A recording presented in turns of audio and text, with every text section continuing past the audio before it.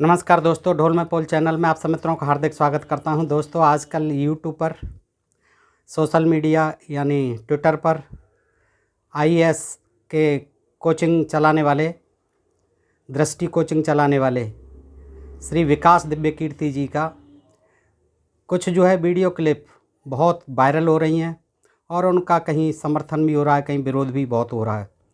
कुछ लोग कह रहे हैं कि उनकी जो दृष्टि है कोचिंग इंस्टीट्यूट उसको बंद करा दिया जाए, ये धर्म विरोधी है। इन्होंने जो वक्तव्य दिए हैं अपने शिष्यों को पढ़ाए हैं। तो दोस्तों, उसमें एक तो सीता जी के ऊपर था, उन्होंने सब प्रसंग बातें कही, सब प्रमाण बातें कही, लेकिन लोगों ने समझी नहीं। लोग ये जानते हैं कि ये सब अपनी तरफ से कहा गया, तो दोस्तों उनका विरोध कर रहे हैं। जबकि उन्होंने अब तो प्रमाण भी दिखा दिए हैं।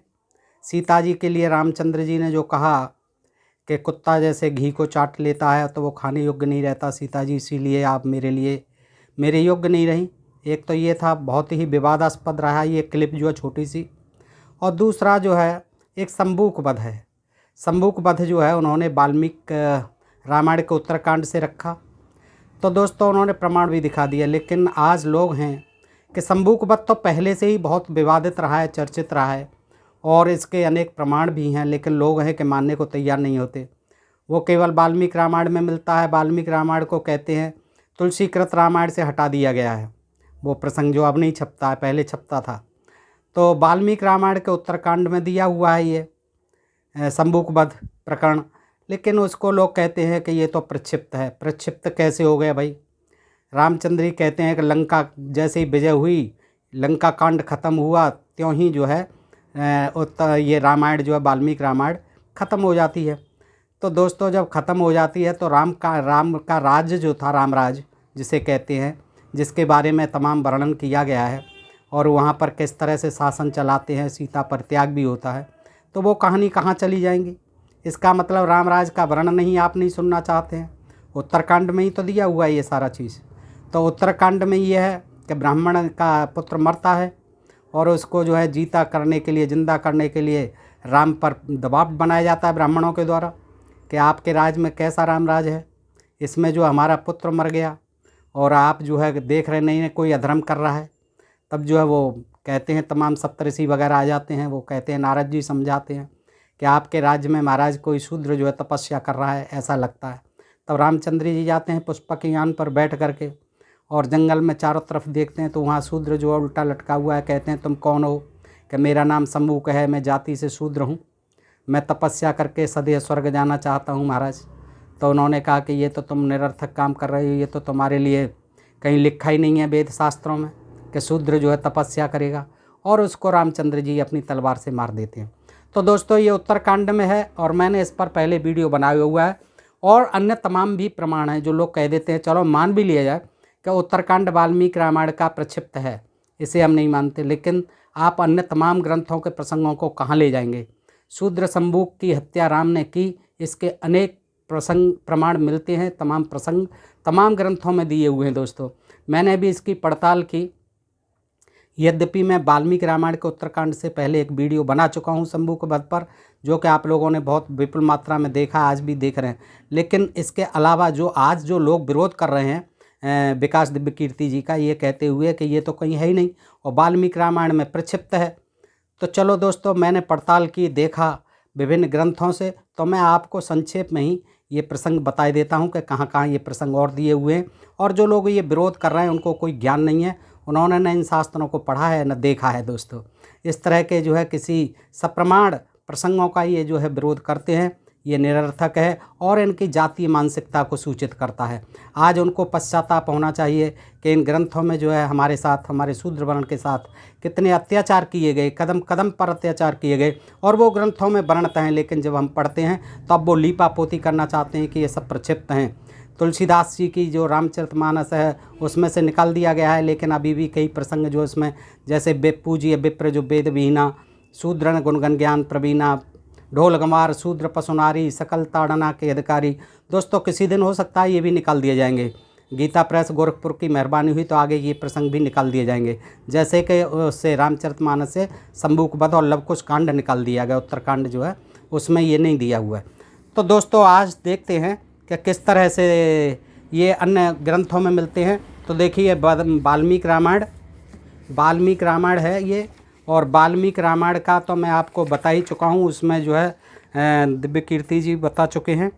एक ब्राह्मण का अपने मरे हुए बालक को राजद्वार पर लाना और राजा को ही दोषी बताकर विलाप करना, ये तो अब नहीं बताऊंगा मैं आपको दोस्तों, क्योंकि वीडियो बहुत बड़ा हो जाएगा, पहले बता चुका हूँ। उत्तरकांड है और ये 73 यानी 73वां सर्ग है, पृष्ठ 771 पर है ये दोस्तों, श्री मद वाल्मीकि रामायण। लेकिन चलो इसको कहते हैं कि ये प्रक्षिप्त है, आगे देखते हैं। देखिए दोस्तों,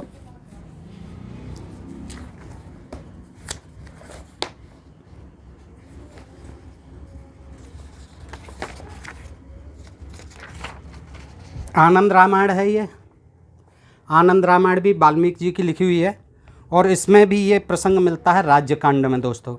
इसमें जो है कि एक समय जब एक ब्राह्मण का 5 वर्ष का बालक मर गया तो उसके माता पिता उसके सबको लिए हुए राजद्वार पर आकर विलाप कर रोदन करने लगे। और पुत्र शोकार्त उस ब्राह्मण ने कुपित होकर कहा, हे राम, सीता को गोद में लेकर तुम अब भी सानंद क्यों कर बैठे हो, जबकि तुम्हारे राज्यकाल में किसी के अधर्म से मेरा यह पुत्र अकाल ही काल कवलित हो गया। अब यह तुम्हारा अधर्म है अथवा किसी अन्य का, वह तो मैं नहीं कह सकता। ये आनंद रामायण में ब्राह्मण कह रहा है। देखिए, किंतु मैंने यह सुना है कि राजा के अधर्म से ही उसके राज्य में अकाल मृत्यु होती है। यदि राज्य की प्रजा में अधर्म होता है तो यह समझना चाहिए कि उसका भी कारण राजा ही है। यदि वह अपनी प्रजा को सन्मार्ग की शिक्षा देता तो कदापि अधर्म की वृद्धि नहीं होती। इसलिए ज्ञात होता है कि अवश्य ही तुम्हारे किसी अधर्म से मेरे बालक की मृत्यु हुई है। रामचंद्र दोस्तों आरोप लगाया जा रहा है। हे राजन, अब शीघ्र ही ऐसा उपाय करो जिससे हम स्त्री पुरुष अपने इस मृतक पुत्र के साथ चिता में जलकर भस्म हो जाएं। आगे दोस्तों जो है बहुत बड़ा प्रसंग है, मैं संक्षेप में ही बता देता हूँ आपको। तो नारद जी कहते हैं, तो नारद की यह बात श्री रामचंद्र जी ने स्वीकार कर ली और उन्हें सादर विदा कर सीता और कुछ नगर निवासियों, अपने भाइयों गुरु वशिष्ठ और दोनों पुत्रों मंत्रियों को साथ लेकर पुष्पक विमान पर जा बैठे। और पुष्पक विमान पर जा बैठते हैं। इसके बाद जो है तमाम और स्त्री आती हैं, तुम्हारे राज्यकाल में विधवा होकर मैं आई हूँ, मुझे यह दशा में देखकर तुम्हें लज्जा नहीं आती, तुम्हारे यह धर्म से मेरे प्रति तमाम आए हैं इसमें जो है। और उन 5 में 5 सब आए हैं। मधुपुर ग्राम निवासी एक क्षत्रिय का था, क्षत्रिय भी का आया है सब जो है, उसके शूद्रगण राम के दरबार में ले आए थे। दूसरा सब प्रयागराज निवासी एक वैश्य का था, एक ब्राह्मण का ही नहीं। आनंद रामायण में तो पूरा 5 आदमियों का दिया हुआ है। एक क्षत्रिय का, एक वैश्य का था जिसकी अल्पायु में मृत्यु हुई थी और इसी कारण उसके घरवाले लेकर श्री राम के पास आए थे। तीसरा सब हस्तिनापुर दिल्ली से भी आया था, एक तेली जाति का था जिसे लेकर उसके घरवाले राम के पास आए थे। चौथा सब हरिद्वार निवासी एक लोहार के पुत्र वधू का था। और 5वां सब उज्जैन निवासी एक चमार की कन्या का था जिसके घरवाले उसे अयोध्या ले आए। देखिए दोस्तों, चमार जाति का भी वर्णन कहीं कहीं मिलता है। ये देखिए आनंद रामायण में है और ये त्रेता युग की बात हो रही है। कहते हैं जातियाँ नहीं थी, तमाम जातियाँ जो आज हैं वो पहले भी थी। तो ये चमार जाति का, लोहार का, तेली का देखिए आया है वर्णन, क्षत्रिय का और एक वैश्य का। ये 5 डेड बॉडी आती हैं और वो सब कहते हैं रोना विलाप करते हैं और रामचंद्र जी पर आरोप लगाते हैं कि आपकी। और फिर इसके बाद 5 सब और पूर्व के 2 सब, एक ब्राह्मण का था, सब मिलकर अयोध्या में 7 सब एकत्र हो जाते हैं। इधर श्री रामचंद्र जी दंड कावन में भली भांति देखभाल करते हुए रेवा नदी के तट से चलकर विंध्य पर्वत की ओर अग्रसर होते हैं। वहाँ पहुँचकर उन्होंने क्या देखा कि एक शूद्र उल्टा टंगा हुआ है और उसके नीचे अग्नि धधक रही है, जिसके उठे हुए धुएं को वह मुख फैलाकर पी रहा है। इस उग्र तपस्या द्वारा वह अपने लिए स्वर्ग की प्राप्ति चाहता था। यह देखकर राम उसके वध के लिए तत्पर हो गए और उसके समीप जाकर बोले, हे शूद्र, ब्राह्मण, क्षत्रिय और वैश्य, इन्हीं तीनों वर्णों के लिए जो तो तपस्या करने का विधान है, शूद्रों के लिए नहीं। उन्हें तो सर्वदा इन तीनों वर्णों की सेवा करनी चाहिए। रे मूर्ख, तुझ पापी ने धर्म का उल्लंघन करके द्विजों का जैसा कार्य किया है। इस कारण अब मैं तेरा वध कर उन लोगों को जीवित करूंगा जिन्हें इस धर्म विरोधी आचरण से अकाल ही में मृत्यु का ग्रास होना पड़ा है। न केवल एक ब्राह्मण का लड़का था, इसमें 7 जो लोग मरे हैं और विभिन्न जातियों के मरे हैं। तेली है, चमार है, वैश्य है, क्षत्रिय है, ब्राह्मण है, लोहार है। तो दोस्तों वो सबको जीवित करने के लिए देखिए क्या कह रहे हैं, आप सुन ही रहे हैं कि ये आपने धर्म विरोधी कार्य किया है शंभु, और ये आपके सम्मत नहीं है, आचरण के अनुकूल नहीं है। धर्म विरोधी आचरण से अकाल ही में मृत्यु का ग्रास होना पड़ा है उनको, 7 बच्चों को जो है। किंतु मैं तेरी इस तपस्या से प्रसन्न भी हूँ, इसलिए बोल तेरी क्या कामना है। राम की इन बातों को सुनकर वह शूद्र, जिसका सिर उल्टा लटका हुआ था, भयभीत होकर बारंबार श्री रामचंद्र जी को प्रणाम करते हुए बोला, हे रावण के दर्प का नाश करने वाले राम, यदि आप वस्तुतः मुझ पर प्रसन्न हैं तो मुझे यह वरदान दीजिए जिससे मैं शूद्र जाति से सदगति को प्राप्त हो सकूँ। शूद्र जाति से सदगति, यानी शूद्र जाति कितनी थी, कितनी बुरी थी कि इससे सदगति चाहता था आदमी। और शूद्र शंभू कहता है कि मुझे शूद्र जाति से निकालो महाराज, इससे उद्धार करो, ये बड़ी बुरी है। तो देखिए, शूद्र जाति से सदगति को प्राप्त हो सकूं और मेरा भी उद्धार हो सके। तब इस प्रकार शूद्र के दीनतापूर्ण वाक्य को सुनकर श्री रामचंद्र बहुत प्रसन्न होते हैं और कहते हैं, जो शूद्र मेरे राम इस पवित्र नाम को सर्वदा जपता और कीर्तन और चिंतन करता रहेगा, उसको सदगति प्राप्त होगी। तुम्हारा ही नहीं शंभुक जी, जो भी मेरा राम का नाम रटेगा जपेगा उसकी सदा सदगति होगी, कहीं भी किसी भी युग में चले जाना। तो वो कहते हैं ठीक है। और इसके बाद जो है वो उसका गर्दन काट देते हैं। शूद्र लोग परस्पर प्रणाम करने के आशीर्वाद के स्थान पर राम राम ऐसा ही कहा करेंगे। और इसके बाद जो है शूद्र का सिर काट करके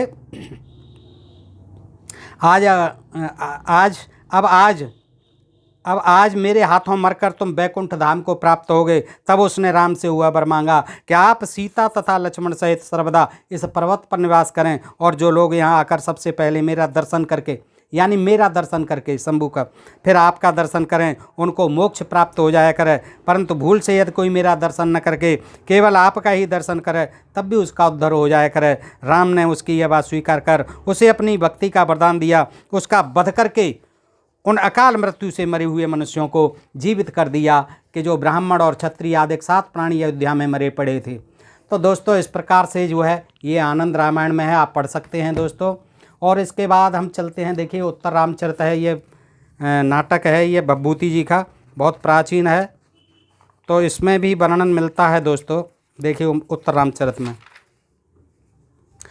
ये है, क्या नाम है, 2वां अंक है उत्तर रामचरित का। ये इसमें जो है आत्रेयी है और बासंती है, 2 सखियाँ हैं, ये बात कर रही हैं। आत्रेयी कहती है, इसी बीच में एक ब्राह्मण द्वारा मरे हुए पुत्र को राजद्वार पर डालकर छाती पीट कर ब्राह्मण पर महान संकट आ पड़ा है, रक्षा करो, ऐसी दुहाई दी गई। तब राजा के धर्म विरुद्ध आचरण के बिना प्रजाओं में अकाल मृत्यु का संचार नहीं होता है। अकाल मृत्यु का संचार नहीं होता है। अतः करुणामय राम भद्र के आत्मदोष का निरूपण करते रहने पर सहसा ही आकाशवाणी उद्गत हुई। आकाशवाणी होती है कि शंभूक नामक शूद्र पृथ्वी पर तप कर रहा है। हे राम, तुम्हारे द्वारा वह सिर काटे जाने योग्य है, उसे मारकर ब्राह्मण के पुत्र को जीवित करो, ऐसी आकाशवाणी होती है।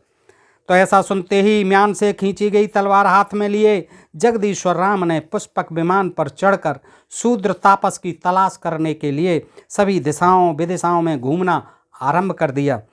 वासंती कहती है, सखी जो है दूसरी, कि धूम मात्र पीने वाला हुआ शूद्र शंभूक, जो धुआं पी करके बेचारा रह रहा था, शूद्र शंभूक तो इसी जन स्थान में, इसी जंगल में तप कर रहा है। तो संभव है रामचंद्र द्वारा इस वन को सुशोभित किया जाए। कल्याणी, अब मैं चलती हूँ। आत्रेयी कहती है, मैं चलती हूँ। इसके बाद दोस्तों रामचंद्र जी वहाँ पहुँचते हैं और फिर अपने हाथ से कहते हैं, दक्षिण हाथ हस्त, तू मरे हुए ब्राह्मण बालक को जलाने के लिए शूद्र मुनि पर तलवार का प्रहार कर। इसमें हिचकिचाता क्यों है? अपने हाथ से कहते हैं, अरे तू तो परिपूर्ण गर्भ से खिन्न प्रियतमा सीता का परित्याग करने में निपुण राम का अंग है। सीता का परित्याग करने में भी तू निपुण राम का अंग है। सीता को ये तूने ही परित्याग किया है। वो अपने दाहिने हाथ से कहते हैं, फिर तुझे दया कहाँ से आई?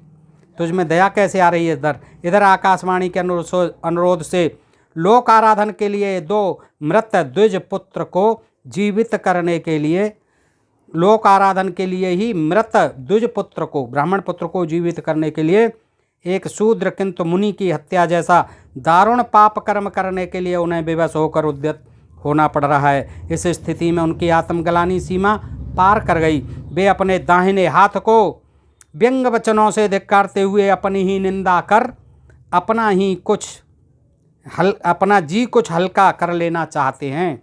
दक्षिण विशेषण से राम का अभिप्राय है कि तू मेरा दक्षिण हाथ है, तू आगे बढ़ कर सीता निर्वासन के लिए आदेश देने जैसे कठोर कार्य में चतुर है ही।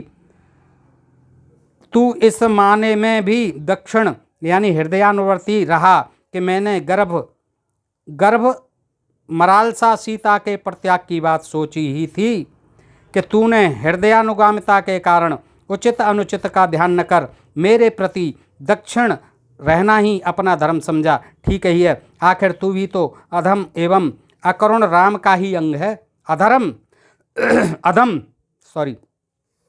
आखिर तू भी तो अधम एवं अकरुण, जिसको करुणा नहीं है, करुणाहीन राम का ही तो अंग है, अपने हाथ से कह रहे हैं। तो ले शूद्र मुनि का भी वध कर, तू अपनी दक्षिण यानी कुशल पदवी के निर्वाह में करुणा अपना कर कोर कसर न रहने दे। यमराज से भी अभय देने वाले आपके दंड धारण करने पर वह ब्राह्मण बालक जी उठा है तथा मेरी यह दिव्य रूप प्राप्ति स्वरूपा समृद्धि हुई। शंबुक कहता है, यह शंबुक सिरसा आपके चरणों को प्रणाम करता है। सत्संग से प्राप्त मरण भी प्राणियों को तार देते हैं। दिव्य पुरुष कहा गया उसमें, दिव्य रूप प्राप्त स्वरूपा समुन्नति ही संजाता। दिव्य पुरुष यानी यह पद शंबुक के लिए आया है क्योंकि भगवान राम के हाथ से मरने के कारण उस शूद्र देह को छोड़कर उसने दिव्य रूप धारण कर लिया है। तो दोस्तों इस तरह से ये उत्तर रामचरित में भी है, दूसरे अध्याय में। अब देखो दोस्तों, हम देखते हैं पद्म पुराण में। ये पद्म पुराण है, ये भी महापुराण है दोस्तों, और इसमें भी देखिए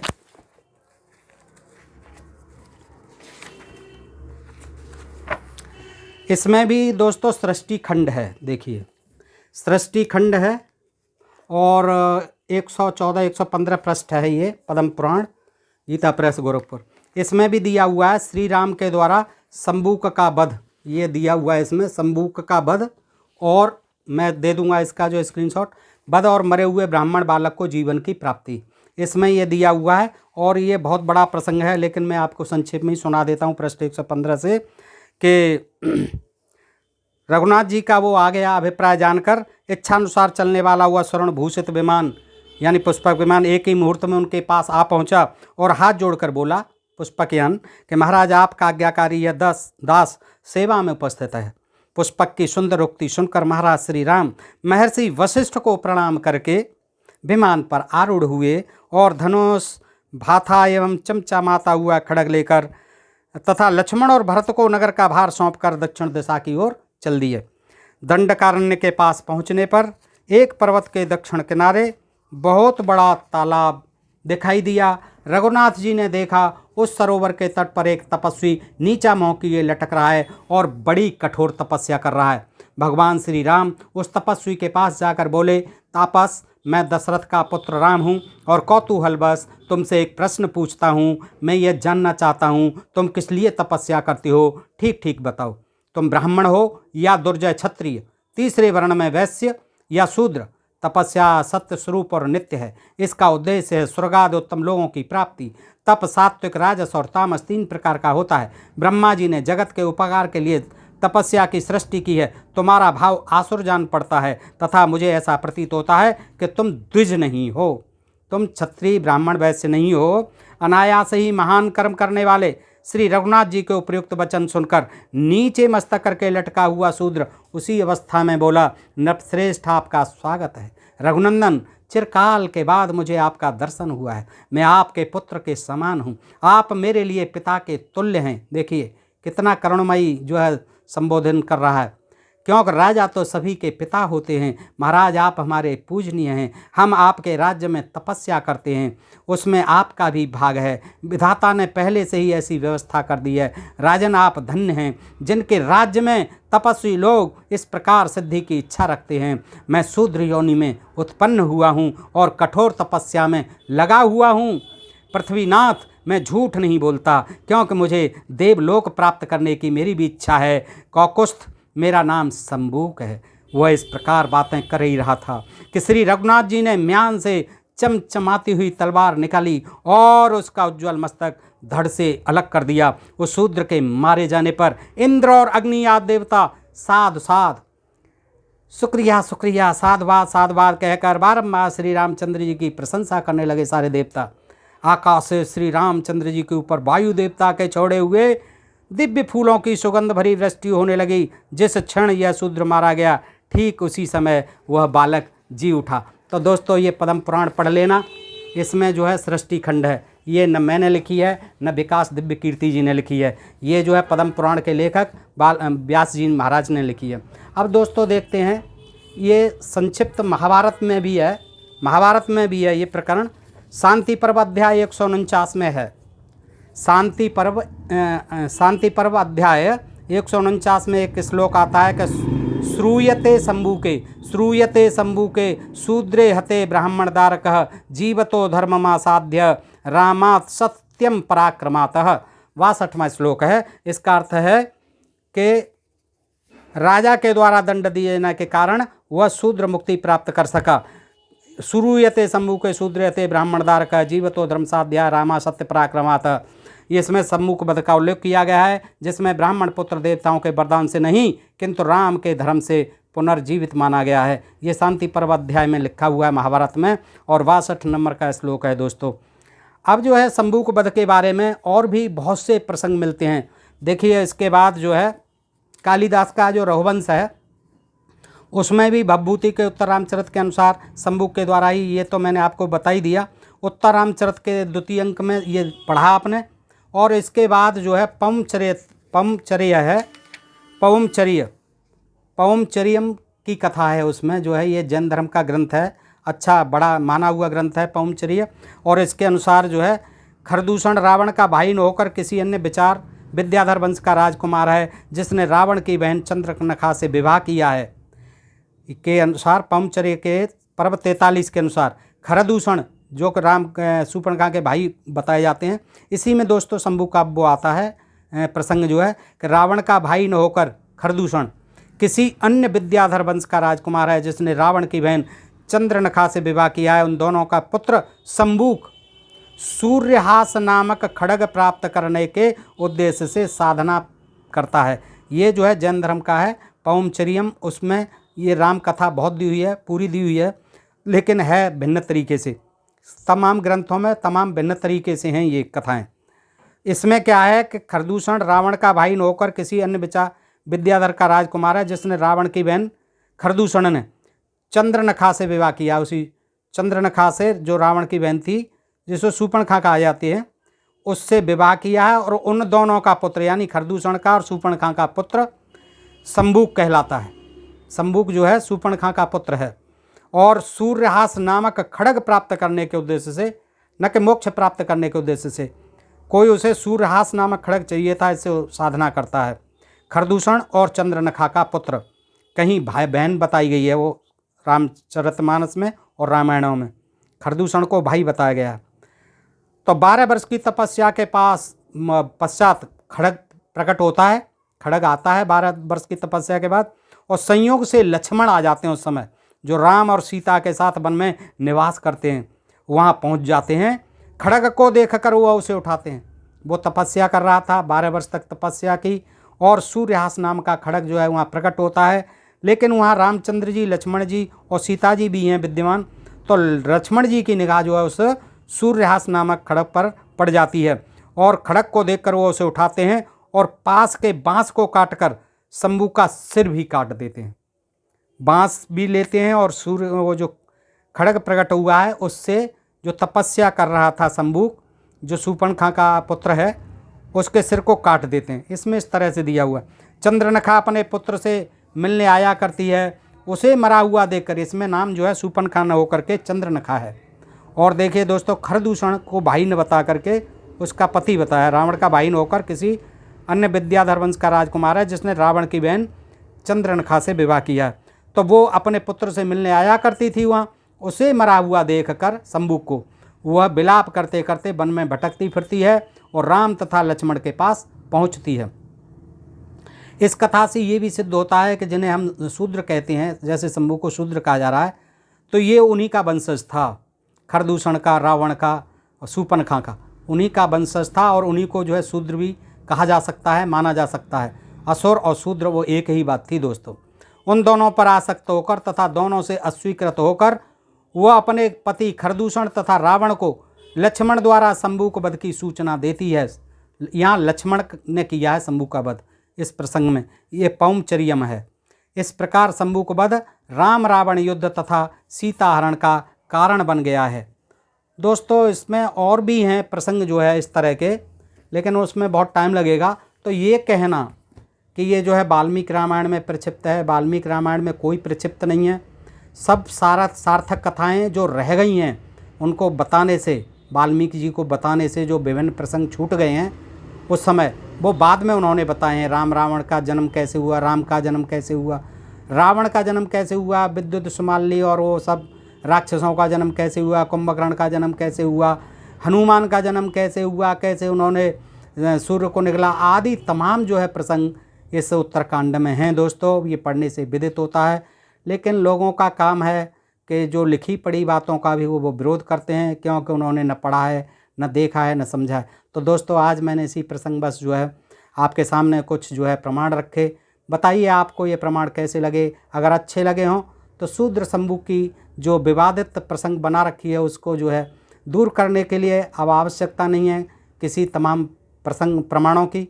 तो दोस्तों आप इसको शेयर करते रहिए मित्रों को, और कमेंट भी कीजिए, लाइक भी कीजिए, और बताइए कि ये प्रसंग आप और जानकारी आपको कैसी लगी। अपने प्रिय चैनल ढोल में पोल को सब्सक्राइब करते रहें। आज के लिए इतना ही। सुनने के लिए आप सब मित्रों का हृदय से आभार। नमस्कार, जय हिंद, जय भारत दोस्तों।